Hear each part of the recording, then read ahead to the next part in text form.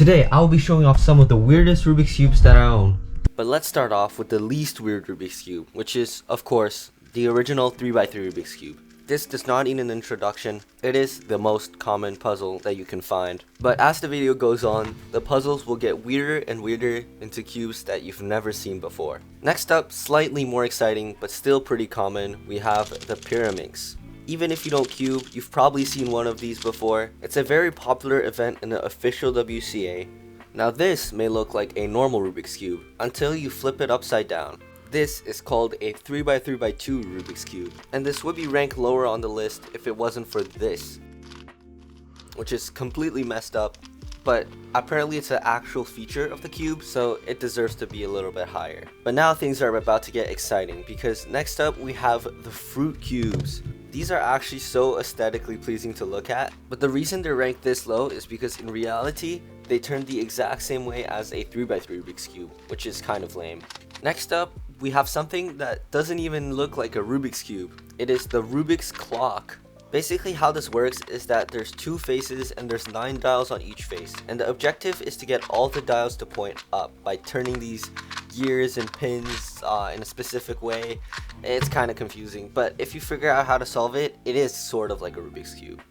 Next up, we have two different puzzles at once, and the reason I grouped them together is because they're actually completely different puzzles, but they have a similar concept of just being 3x3s but with different colors. This one is called the Super Cube, and it's basically a 3x3 that's cut into 4 different colored triangles. It's actually a lot of fun to solve. The other one is called the Penrose Cube, and it basically merged every 2 of these sides together to create this 3-colored Rubik's Cube. This is called a Dino Cube, and unfortunately it's not an actual dinosaur Rubik's Cube. I wish I had one of those. And it is a weird puzzle, but what's even weirder is that it has green internals for some reason. Next up is the Twisted 3x3 Rubik's Cube. This is one of the most cursed puzzles that I own. It is actually 100% functional and turns exactly like a 3x3 Rubik's Cube does, just some of the pieces are very different. Next up is a very interesting puzzle, because I honestly sometimes question why it even exists. It's called the Container Cube. Why is it called a Container Cube? Well, I don't know.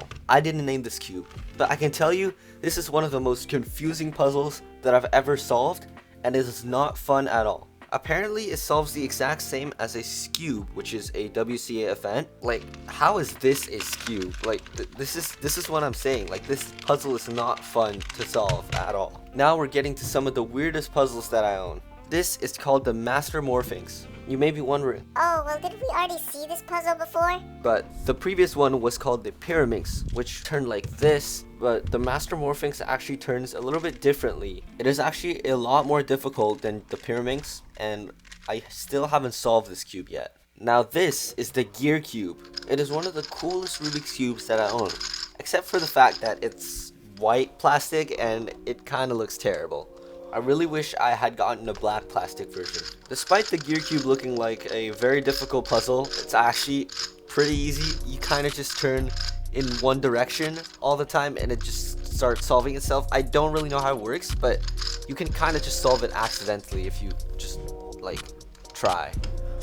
And now we are getting to the very weird puzzles, and this one is the Axis Cube.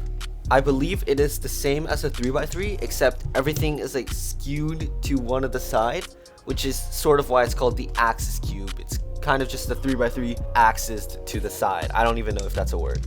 I think this puzzle is really hard to solve, and I've never tried before, so I wouldn't know, but I will try this puzzle someday, so stay tuned for that. But finally, coming in at number 1 for my most weird Rubik's Cube, it's the YJ 1x3x3 Floppy Mirror Ghost Cube. Every aspect of this puzzle is weird, from its ridiculous name to its shape and how it turns. And that's not even the end of it, because sometimes this cube even feels magnetic. In reality, it's kind of just a mod of a mirror cube, kind of just squished into a 1x3x3.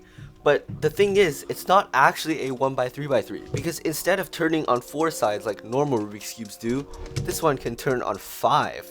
And why is this puzzle even 4-sided if it can turn on 5 sides? And finally, here are some honorable mentions for some strange Rubik's Cubes that I want to show you guys. This is the gigantic Rubik's Cube at 18 centimeters. This is more than 3 times bigger than the normal Rubik's Cube, which kind of means that each one of these pieces is kind of the same size as a regular 3x3 Rubik's Cube, which is kind of cool in my opinion. And contrarily, this is the smallest Rubik's Cube that I own. It's the 1x1. It's definitely the hardest Rubik's Cube that I own, and I've never managed to solve it before. All jokes aside though, this is literally impossible to solve because technically if you can't scramble it, then you can't solve it either.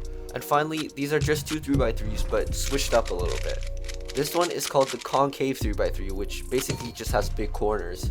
And the other one is the Lego Rubik's Cube, and this one actually looks really cool, but it's terrible to turn.